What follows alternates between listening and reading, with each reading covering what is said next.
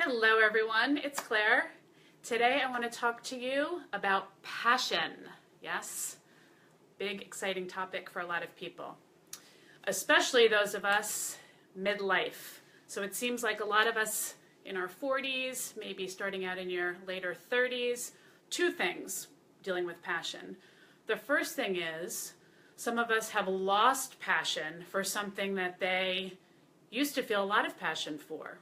And this could be your partner or your job are the two big things. So we're wanting to feel that passion again, and we're wondering, where did it go? So we're going to talk about that first.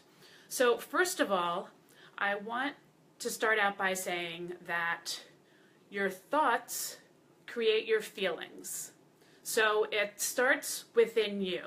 Something else from the outside doesn't make you feel a certain way. It's what your thought is about that thing. So we need to look at what your thoughts are. So let's take either your spouse or your job that you feel like you've lost passion for. I want you to write down a list and just like free thoughts, write down everything you're thinking about. Everything you're thinking about your job or that person. Write everything. Okay? Then I want you to look at that list, and I'm sure that list is going to be filled with a lot of negative things. We're just going to put that aside for a minute. Now I want you to think about back to when you first started that job or met that person, and think about when you had passion. What were you thinking back then? Write down everything that you were feeling, that you were thinking about that person or that job. Okay, so now let's look at that list of positives and look at if those things are actually still the same. Because a lot of times what happens is we start to take things that we originally were so happy to have, we start to take them for granted. We're with someone who compliments us all the time and is so excited to see us and does nice things, and we think this is so great. And over time, we just kind of take it for granted. And so no longer are we saying thank you. We're not reciprocating and saying nice things back to that person. And the same thing goes for the job. Okay? So take some responsibility for that loss of passion. So think about what you could do to bring those feelings back. So with that person, are you complimenting your spouse back? Are you saying nice things to him? When you return home from work or he returns home from work and you haven't seen each other for hours, are you showing excitement that you're seeing that person again? Are you saying I love you? Have you stopped saying that? With a job, are you now finding it boring and you were so excited about the projects and things you were working on? Well, have you stopped coming up with new ideas? Have you stopped going and meeting with coworkers and collaborating and brainstorming on things? What are things that you could do to bring back that excitement? Okay, so hopefully that helps you a little bit to bring back passion to something that you've lost. The next thing is finding your passion. So I'm hearing from a lot of people, again, in middle age, that they're feeling unfulfilled and they were never really passionate about specifically their job or what they were doing, but they kind of got into something and just moved up the ladder, and they don't feel passion for it, and they really want to find their passion, but they're not sure what it is. So again, it's not going to be that something from the outside is going to give you passion. It's going to be what you're thinking about from the inside.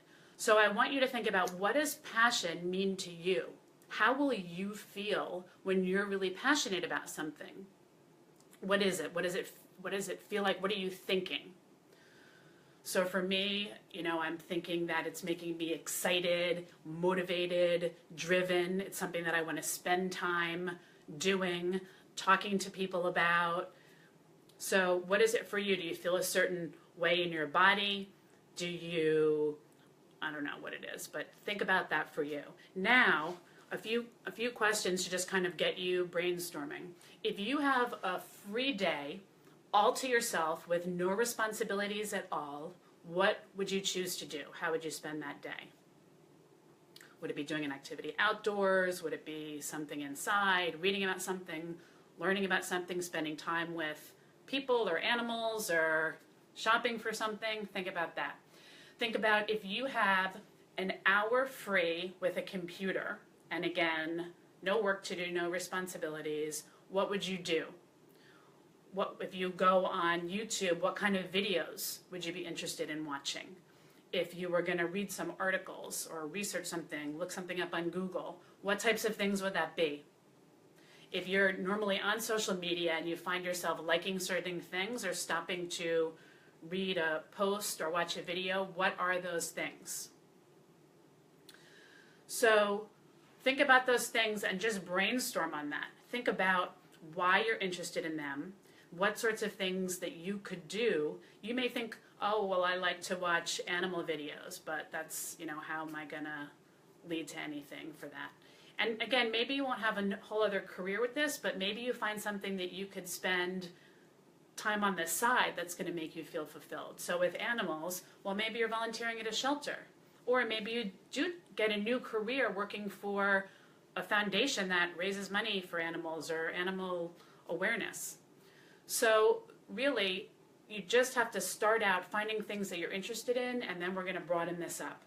The other thing is a lot of people have an idea what they may be passionate about, but fear is holding them back from actually pursuing it.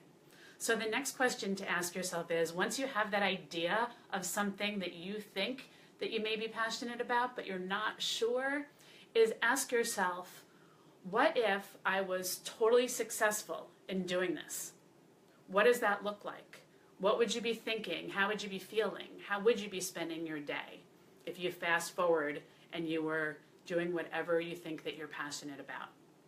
So if you can imagine that and then get past your fears, imagine being able to get to that point and how great that would be.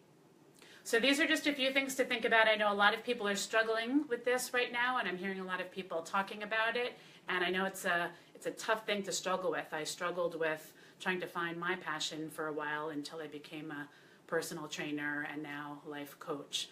And it took me a long time. I hope I can speed up the process for you. I would love to hear any questions or comments from you, and I'll talk to you soon.